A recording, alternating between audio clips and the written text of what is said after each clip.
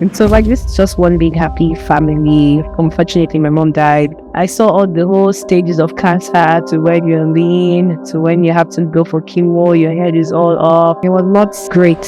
From the church stage to the biggest screens in the music industry, today's guest is a force to be reckoned with. At just 15, she picked up a camera and never looked back. Hi guys! Now she's the creative genius behind music videos for some of the biggest names like Mercy Chinwo, Chike, Oxlade, Rick Hassani, Wizkid, Niniola, and many more. In a world where female music directors are rare, she's making her mark, thriving in the male-dominated industry with undeniable talent and vision. But beyond the bright lights, she's a woman with a story, one of ambition, resilience, and loss. She opens up about her journey, growing up, losing her mom, and the fire that keeps her pushing forward. Get ready for an inspiring conversation with the one and only Director Pink right here on Open Up. A lot of ladies are actually most times interested in this thing, but not a lot of ladies can actually stay. Almost like, why do I want to go through all this when I just ask my mom for money?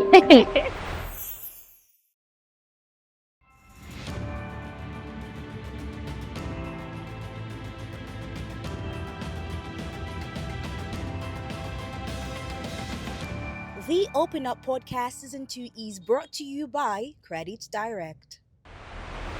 Hi. Hi. Hi, Director Pink. Hi, Amanda. Good to finally meet you Thank off you. the streets of social media where I've just been admiring you, like, oh, you're doing so well. It's amazing. Great work. Thank you so And much. then to steal you away from, what you love best. I know you've been on a production. Yes, I have. How's that going? It's been great. On the other side, it's stressful, but we tend to act like we like the stress. And at the end of the day, we end up getting stressed. There's stress. There's a lot of stress. Yeah. So I hear you, but it's not looking like it. You smell good. You look more amazing. Everything is looking pink in your direction.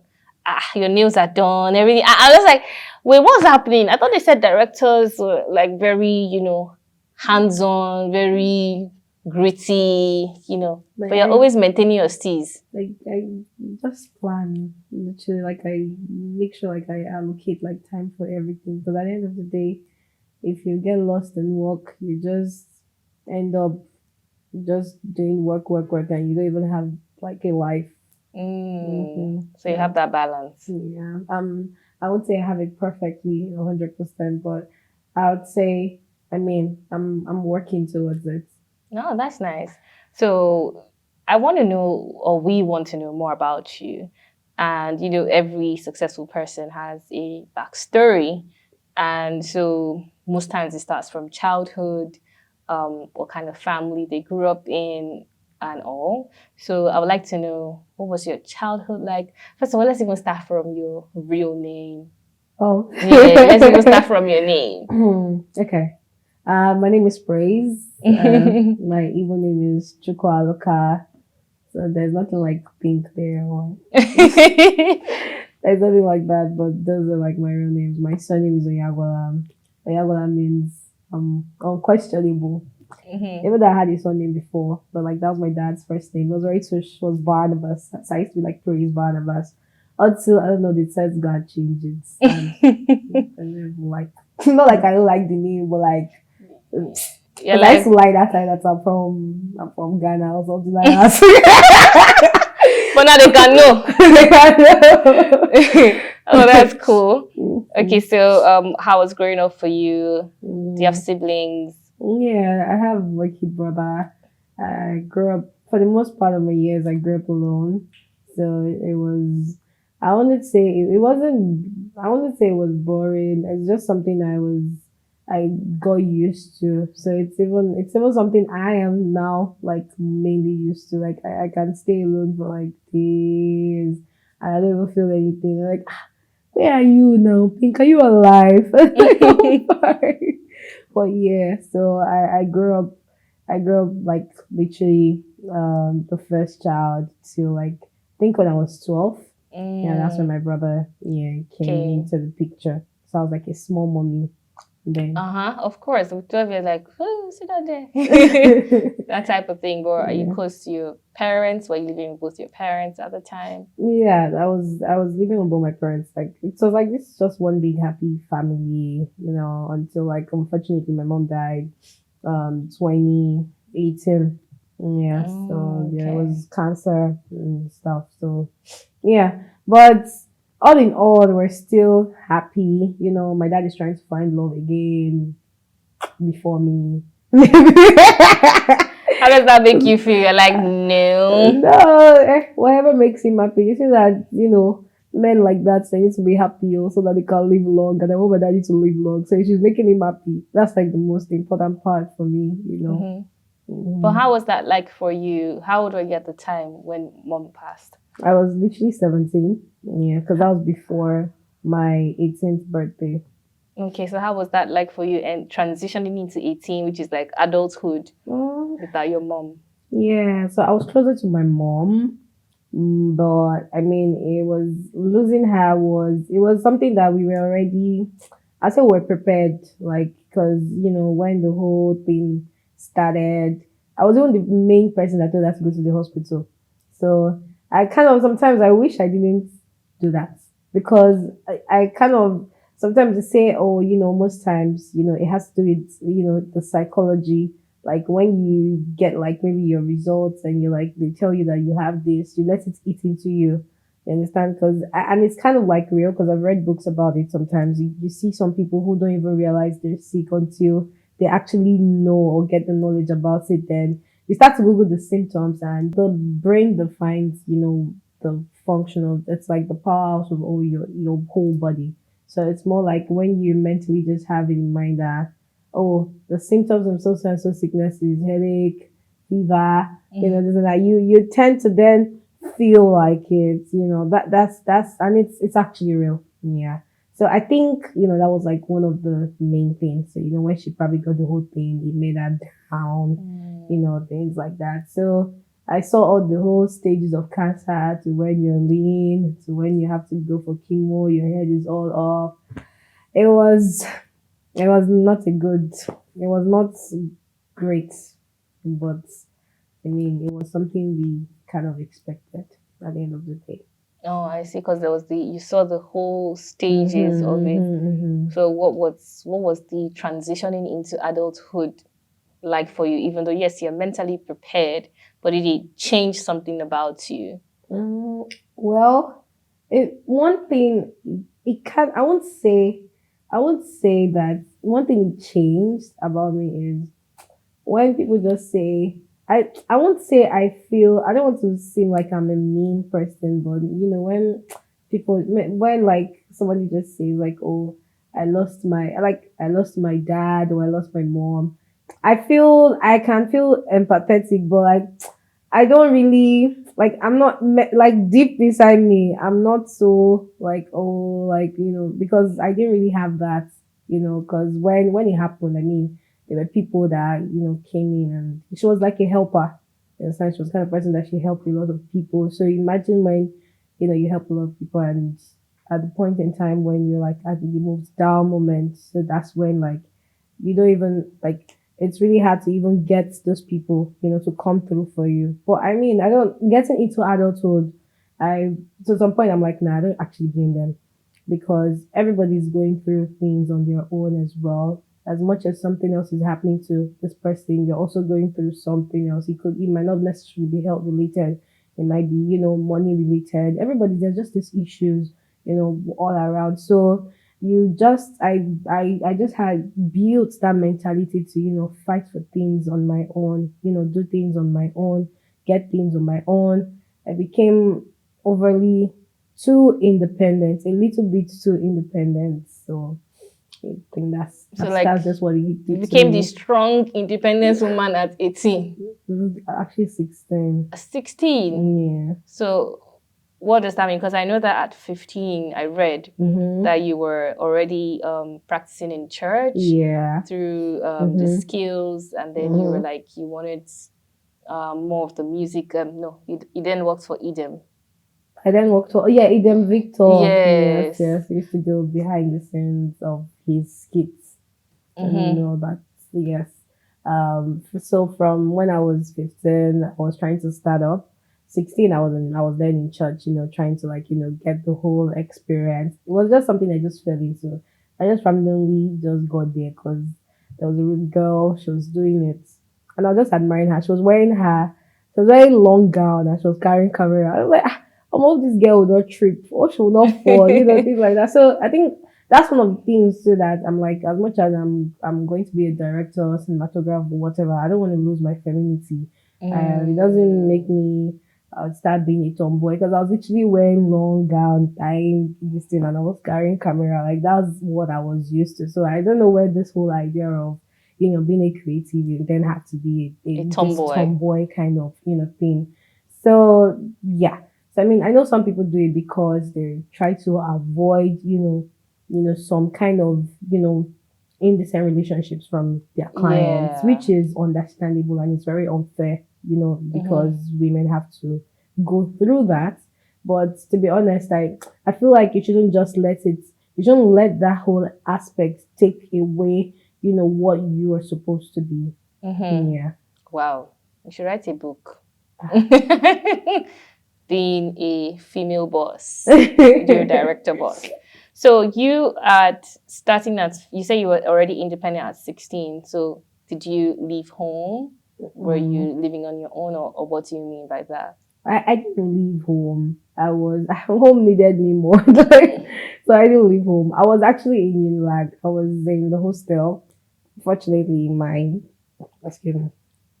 Fortunately, my home was like very close to school. Yes, it was extremely close. It was just like a bike away, literally.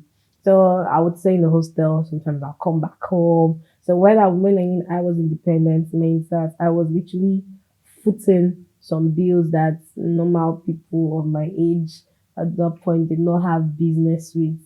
Literally trying to even gather money for hospital bills, trying to gather just random things because my parents were retired already, so it's not like there was any money from anywhere. It's just I was the one that was trying to just hustle as much as I can. I'll do I did what's called graphics design with my phone.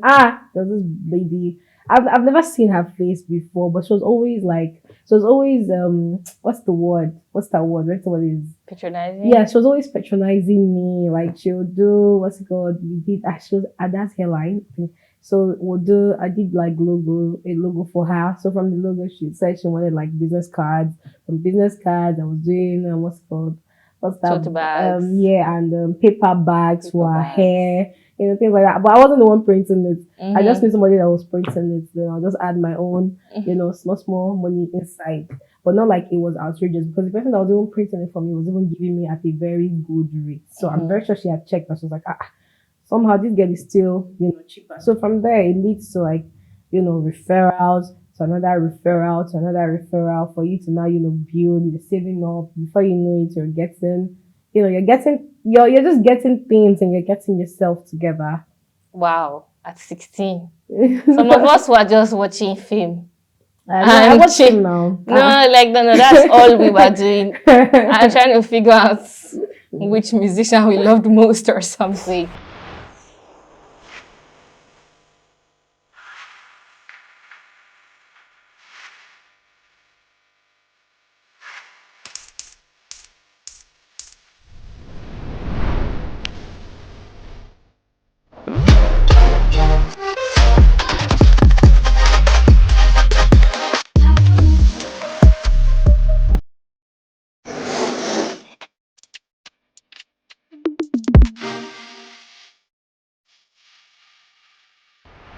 That's incredible.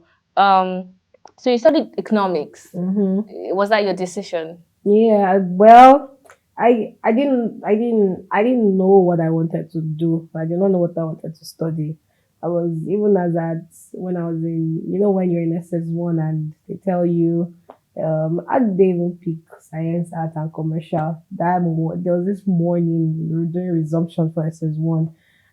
When I was in J3, that whole when we were writing exams, everybody was saying, where are you? What class are you going to be in? I didn't know. I asked my friend, you'll be in science, I'll be be like say I go join you. Ah, but that chemistry. Hey. Then the next one I'll be like, oh, start looking. Oh, that day, as they say, oh yeah, everybody line up. Science class line up here, arts class line up here, commercial. I shall enter the commercial line. That line. They were not saying, they're not whispering that accounting, yeah, my hard. I just switch. I just went to arts. I just went to line up. I just went to line up there. When I got home, I know you're the last of it. So my daddy, me, everybody they shouted on me. Hey, that what was I thinking? That at least I would have gone to commercial. What do I want to now do now? So that you have to do law. That's the only thing that is there in that art class. Because what else do you want to do? Do you want to do? You cannot even do. I won't try though. I say okay, let me make effort. Let me go and attend some of the science class. I'm gonna attend it and see. More. It was not for you. It was not even for me. The worst part was that they had even gone far. So I was even, you have to like when you enter a new class that you've been far behind, you need to write notes. So that whole notes, as I was writing it, I was on that table. I just gave up like not doing it. But it was, I mean, there and then I joined the the arts class, and later on I figured out that I was liking economics as like a subject. It was like it was the main subject that I was smart. Yes, but that was the one that they don't used to drag first too. Because they used to do like first per subject when they were like prize giving day. But like we used to drag that first and all those things.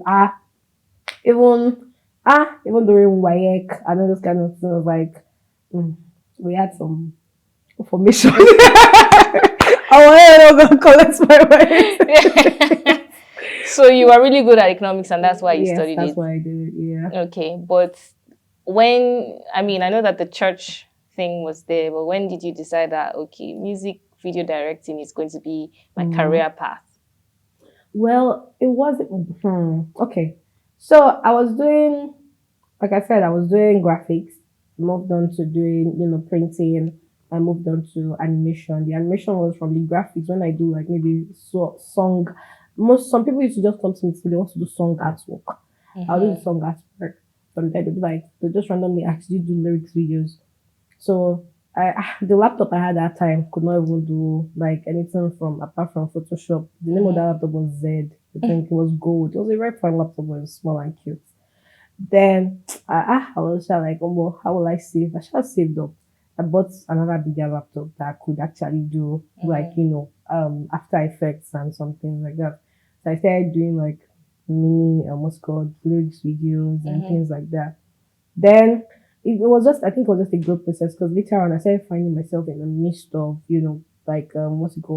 people. Like I said, I even on Instagram. One day I randomly went on Instagram. I checked for cinematographers, film directors. I was just following them. Randomly, one of them followed me back. Like, when I said, like, I said, hello, hi, like, just normal, like, hi, how you doing? His name was Ben Aita, he was a colorist. I just started talking to me, like, how you doing? Because I think he just saw, like, my amateur works. Like that. Then we started talking. And he was like, I said that, wow, I didn't even know if I wanted to learn the coloring. I just said, boss, I don't mind if I can just come on set with you one day, things like that. I was sure you can come. So one of the directors, his name is The Alien, he was having a shoot. So that day I had to come, I think it was the early morning, like 5 a.m. to go there to go to the set. Or more. They not give me prior information. That location was too far. It was like Dangote refinery. I see. That was such a terrible day. Well, not like it was terrible, but I didn't know. Distance. Yes, the distance was just crazy. But I mean, from there, I was able to relate with them. We actually had like a connection. Like we were like I feel like maybe they could see that I was serious. Normally when a lot of ladies are actually most times interested in this thing, but not a lot of ladies can actually stay. Especially when you see the whole mental brain work you have to go into, the whole stress, almost like, why do I want to go through all this when I can just ask my mom for money? things like that. And it's not even their fault. So it's so sometimes I wish I want to be a baby girl. But yeah, You are a baby girl. Uh. A baby girl businesswoman director. I'm Let's say trying. that. The one is long. I'm trying. So who gave you your first big break? My first, I had two breaks. One mini break and one, it's like they say, celebrate your small wins, and one bigger break.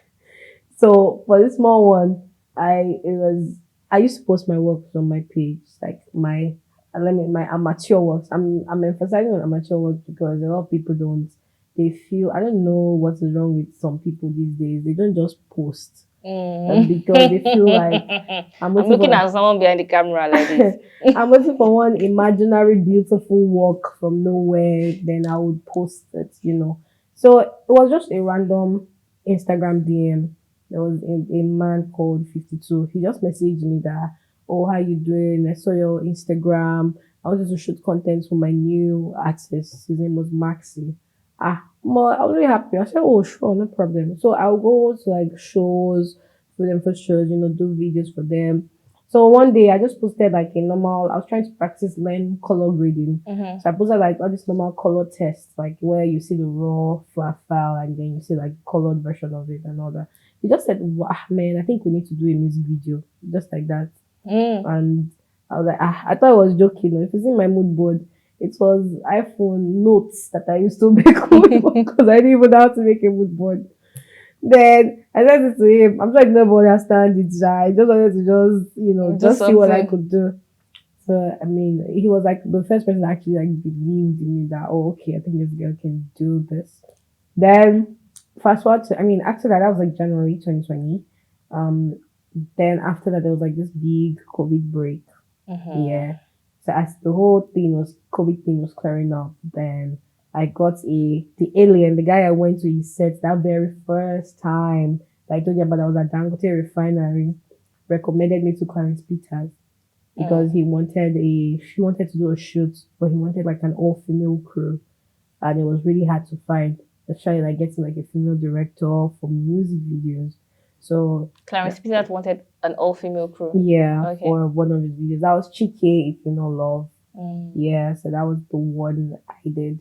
And yeah, it was after that we bonded, shared ideas, became friends, stuff like that. And yeah, that's the second break too. That's the second break. So who have you been able to work with since then? So there's Chike. I think I know Mercy Chinwo. I worked with like a lot of people. But if it was immediately after that, I think I worked with Chike again for 2 videos at the same time. And they at first they not like actually they didn't want me to do it. They wanted me to do it under Clarence's supervision. So I don't know, one day they had like a phone call with Clarence. I don't know what I told them. 5 years, that same day, they said, oh, okay, we'll do it with you. I was happy. But what I did at least was make sure I got a very experienced producer, because I knew that you can't get that kind of amount of money and just give maybe just a random person or a random friend to produce for you. So I had to get somebody that was very experienced. So that was Annie. So she was one that actually like really put me through, even in some of the process. Oh no, I think you should do this, you should do that, you should do that. The idea, like I had the ideas and everything, but in terms of putting it together and advising, okay, the choice of the crew and things like that, because she was really good at it. She's actually really good. She was really good at it. So that was what I did. Yeah. Okay. So I'm not still giving me names, or you don't like dropping names, so you should go and check your... I said it now. You said Chike twice. Oh no, that was like after the. Is it not like it's been let's a see long how to time. Like, is it? No, I mean since then, like. Oh, I worked with almost everybody. You worked with everybody. Almost. Have you worked with Davido before? Yes. Worked with Wizkid. Yeah. Oh, that's nice. I worked with Ira Star. Yes. Tiwa Savage. Yeah. Simi. Yes. Just give me yes. I love Ifino. Yes. Oh, you look at you. So how does that make you feel, knowing I've worked with a lot of the industry grades? It's not like It doesn't. This humility is something else. There's no humility because at the end of the day, it's not. It's other people also get to work with them, so there's no why you proud for that. There's nothing to be like to be. I can be proud of myself. Like, oh, I'm doing great. I don't even look at the people, to be honest. Like, I don't really care about them. I care about my works, about how good my works are. So if it's more like I'm more happy when people say, oh, I really liked, maybe something like the choice of colors or something you did in that video. Not, oh wow, you worked with the video. I'm not really concerned about that. I'm concerned about the actual work because that's the product. And that's what I'm trying to sell. And that's what will put me more out there. That's what will make more people even come to be like, oh, I want to work with you. Things like that. Wow. You're better than a lot of us. So. A lot of us want to be like, I want to work with Davido, want to work with Whiskey. Yeah, but maybe it's because you have been there, done that type of energy. Not necessarily. I did not just, as the jobs were coming, I was more into like the ideas, getting my ideas right. Yeah. It wasn't something that fazed me. And I think that's what really brought me far. Yeah. If it was something that fazed me, even when maybe I need to talk to the maybe clients, because I don't really call them artists, the clients as well. Talk to the clients that, oh look, you need to get this costume right. I will tell you directly because I'm not looking at your face. I'm looking at the fact that it would not it's a job. Look good on my job. You understand? So that's it. But when you're phased up, oh my God, how will I tell David all this? Or how will I tell? Yeah, it affects the quality of your work. Yeah. So you have to actually focus on the work because that's what you're actually doing. It's not the people. The people would come and go. Yeah. You understand? But your work would actually stay. It's a great mindset to have. Do you have anyone internationally, nationally, worldwide that you're looking forward to working with? Yes, in the capacity of, it's about the work. Is there any international person or anyone? Well, for me, I would definitely love to have my own like main film, something. If I could even work with Walt Disney or something, like it would be nice. Look at that. But that's like the goal. So it's not, oh, I'm trying to handle projects that would be evergreen and stand the test of time. When you watch films, like give me like one film in your mind. Do you feel like it's was Titanic, honestly? Yeah, like everybody knows Titanic. Yeah. It left an impression, and that's like the goal, to create, to collaborate with people, not just, in Nigeria, also like worldwide and, create evergreen films. That's the idea. So is it like films or music videos? Well, now we're trying to make music videos more like, films. We're trying to like change the dynamic. It's not more the whole just point and shows. If you notice, like music videos are getting way better now. Of course. It's not like before where they just blast light and everything. Like now there's proper storytelling, there's proper details, to even costume. Now we're having like action, things like that. So now even sometimes even one music video, sometimes the budget for one music video and the whole team involved in 1 3-minute music video is a whole lot than even some of these YouTube films you watch.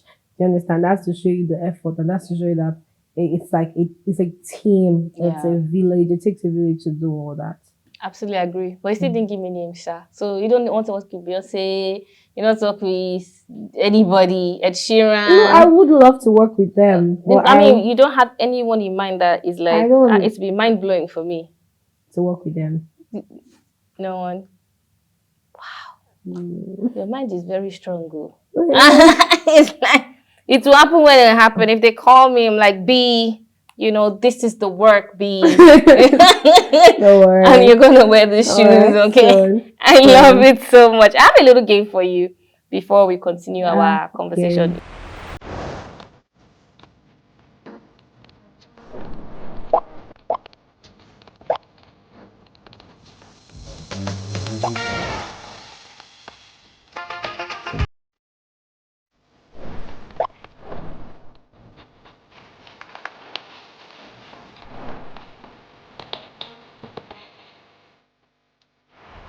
No, it's very simple. This or that. So I made it tailored to your field. The first one is Sony camera or Panasonic camera. I think it would. I use the Panasonic, but I think I'll go for Panasonic. Panasonic. Yeah, I'll go for Panasonic. Okay, film directing or digital directing? Of course, film directing. Okay, Adobe Premiere Pro or DaVinci Resolve? I like Adobe like that. Windows or Mac? That's tricky. Coming from somebody that has a Windows and has a Mac, and I use both of them for different uses. Can I take the two? So collabo. Ari or Red camera? Man, Ari started with me in my beginning days, but I have to let you go. Red started with me in my beginning days, but I have to let it go. So you're not an Ari babe. Okay. TG or Mori or Dami Twitch? It's just question now. It's only a little question. God.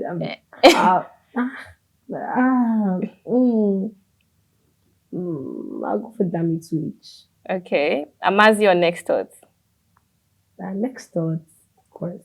Directing for male artists or female artists? Male. Really? Women. What happened to the women? You will spend your production time on makeup. All your time. You will just be waiting like this. And you cannot even do anything. Just wait. Before you know it now, once she comes out, like you should say, Pink, I don't know. My lipstick, what do you think? Just go and change. They'll change different. What that's annoying me where you change your nails like 10 times for different scenes. When like it's not even nobody's even really noticing that sometimes especially if the scene does not require you to go like this in camera because it's not every time you do like this. So why you changing your nails like 10 times? What's the problem? Like well I like them anyways, but I'll pick guys. Information man. It's always we wrap quick. Like say women, we'll be there to like sometimes 5 a.m., 6 a.m. waiting up. I mean that's the market. They have to look good, for people to book them. Yeah, shows, absolutely. I understand. Male artists, that is. Am I correct? Was it you that did the Men Are Crazy? Yeah. I thought that video was was it inspired? I mean, just me watching as a consumer. Was it inspired by was it Cardi B now? Cardi B and Megan Thee Stallion. Yeah, it's funny enough. I was not inspired by anything. No, I was inspired by this is the budget, there's the vibe from the art. Stop it! You were inspired by the budget. Obviously, out there, it's inspired by the budget. So tell me what's the budget? Okay, I'll think of something creative that will work for it. So do you come up with the concepts yourself? Yeah. Write all the stories. I think I should even start writing scripts at this point. Yeah. I'm like, I'm minding myself. I have to think about it that wow. Sometimes I finish like a couple like that. There's something I'll be feeling myself that But yeah, I do. Okay. So I think I've known more about your professional side. So now for personally, I can tell that you're girly. Yeah. You're in your feminine energy. But what are some of your hobbies? What do you do for fun? Well, for fun, no, it doesn't not sound. It sounds girly now. For sure, I like to play tennis. I like to play tennis. Sometimes I like to swim, even though to date I cannot still swim. I drown most of the time. I watch movies, but when I'm really, really free, like when I have my free time, I can watch me and television. I can watch film. That's just like one of the main things. And I like going out. I like going out to random restaurants to eat. Just like random. I like going out to I like trying out different, different countries. I like trying out like their meals. I want to know what it's like to have like Mexican cuisine. I like trying out different kinds. I like to eat rubbish. I think that's the word. I like to eat rubbish. Yeah, adventurous with your food. Yeah, I don't mind though. Like if you travel with me like this, it will be one that'll be hungry. If they're bringing it, that'll be highest. It's not this good. That I'll try the next one. There's no how you cannot tell me that in the whole of that one country, they don't have something that is nice. I'm not the kind of person that will travel and I'll be looking for I'll be mala. eating bread and I'll be eating because I cannot find. I'll be carrying pepper. That's one meal. I'm very Yeah, open to meals. that's nice. That's nice.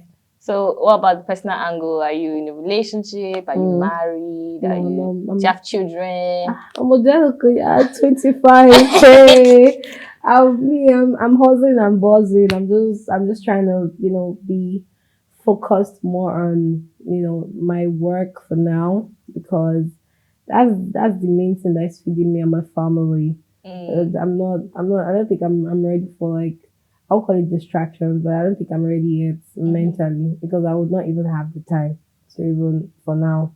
Maybe soon. Yeah, but what are your views on love and marriage? It's beautiful. I'm definitely going to get married very soon. Maybe like this now that I'm talking to you now. Maybe next month you just say, think it's a scam. You don't know. It can But happen like that. it can. And so it's a very beautiful thing. I mean, I love love. I like watching couples online. Those suspect. That's really beautiful. So, I know because yeah. the year 2024, everybody's like, single suffered. Me, not me, the way I'm just so busy like this. That's not even in my mind right now. That's cool. So, do you have a relationship with God? Yes, like I have a very beautiful relationship with God. What's that like? Can you tell us more about it? I mean, I feel like I'm a living testimony because without him, I wouldn't be wherever I am today. Do you understand? God is someone I always put first in every matter. Before I do anything, he's just what I come to like. What do you think? He's my gist partner. Like. He's like actually my gist partner. I sometimes I pray like I'm gisting. I'm serious. I don't pray the normal way. Like, just pray like, Father Lord, no, no, no, no, no. God, me and you with the guys. This thing will happen like this. I know like please I beg tomorrow. Better arrange I want make soft for me tomorrow. That should be the vibe. That's the vibe. Nice. Would you say that was instilled in you from when you were young, or did you have like a personal conviction story? When I was small though, every morning like this, you wake up 5 a.m. They will not even wake you up. By the time you're hearing praising the Lord from the parlor like this, hello, you have to run outside. You have to come up and join. Mm-hmm. That's nice. Okay, so I think where I will end this is I have to say, it's a very inspiring 25-year-old story, and it sounds very focused. You sound very focused. You sound very driven, purpose-driven, career-driven. But have you ever thought, what legacy, what legacy do I want to leave behind? What do I want people to know me for? Do you even think it's important, Seth? Make person get legacy? I think it's very important because we have a lot of people who have left legacy and they're part of like history. And there are people like every other people go, youngins, go back to read up about. We read up about them not just because of we just want to know about them. We read up about them because we want to learn, things. They could be like a motivational factor.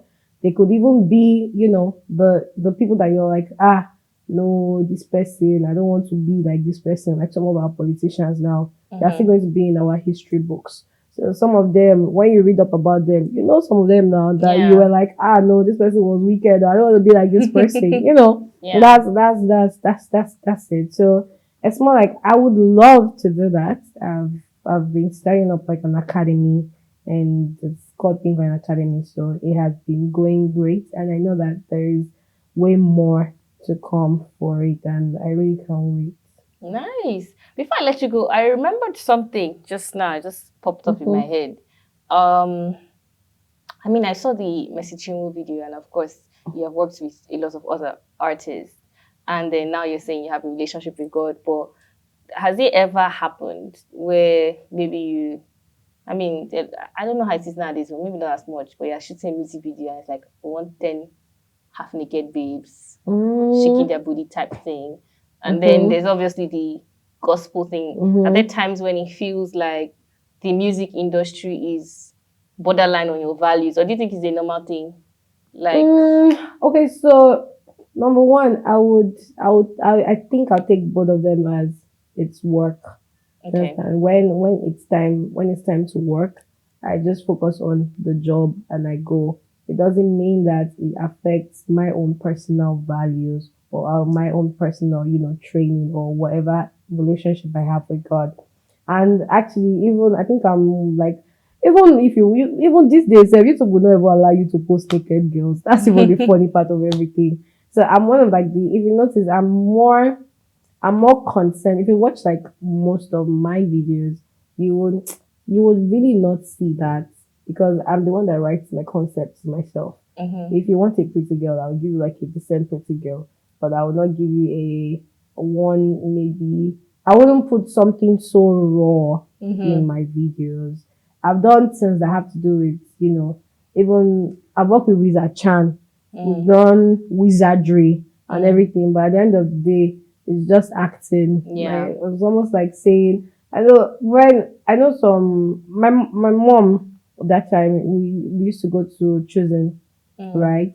So there was it's true when that choosing was trending. Child, I wanted to jump on it, but I just wanted to just respect. I wanted to have respect, but I knew a lot of them that like they were like, oh, I can't, like it's almost like you can't take up something job because you feel like you're like it's not like I don't really I mean, it's everybody's personal choices to be honest, but as far as it doesn't affect my own, if I know that okay I'm putting out the content that would be disturbing for kids or things like that, I would not do that. okay. Do you understand? As far as it is not disturbing for the public to watch, I would not do that. But it doesn't affect my values and it doesn't affect my relationship. You're with good to God. go. All right. Thank you so Thank much. That was you. a very smooth, easy ride. I mean, you just very, very composed. Are you You're serious? very, very composed. Yeah. Do you do this a lot? Do you love interviews? Not really. I used to run. You're a pro. At some point, I wanted to give you the mic. Say, Are you serious? take over. No, But thank you for coming. Thank you. And I must say that one more thing. What do you have to say to that girl, that young girl out there who is feeling like, oh, I want to do this thing, but I don't have a lot of people that are doing it. Yeah, there are not a lot of females doing it, or do I think I will prosper in it? There's that crossroad where they want to try things that are not typical for women to do. I feel like whatever the field, the fact that you're a woman, you should not see it as a disadvantage. It kind of gives you an edge. Actually, the reason why you know me is because you feel like it's out of normal, for somebody like me as a lady to be doing something like this and excelling in it. Do you understand? That's why you brought me here. Yeah. So it's an edge. I never saw it as a disadvantage. I used it to my own advantage. Like I was able to get a lot of things because of people could see that this is not normal. Do you understand? So when people are attracted to things that is out of the norm, but it's like they want to be part of it. They want to be part of the success story. They want to be part of someone excelling in a very weird field. Things like that. So it shouldn't. You as a lady, you shouldn't look at whatever field you're going to and you feel like it's not dominated. It shouldn't be a disadvantage. Instead, use it to your own advantage. Nice. I like that. Use it as your edge. All right. The words of Director Pink content right there. It is not a disadvantage. It is an edge. Period. All right. Thank you so much for coming. And of course, thank you for watching. I had a great time. I think time just flies when you're having fun. But don't forget, this is an episode that I think will be very nice for, women, probably young women trying to figure out what to do. You're in a male-dominated industry, and now you see your Oga has spoken. So thank you for coming. Thank you for watching. Don't forget, like, share, subscribe, ding, ding, ding, ding, ding. All the links are below.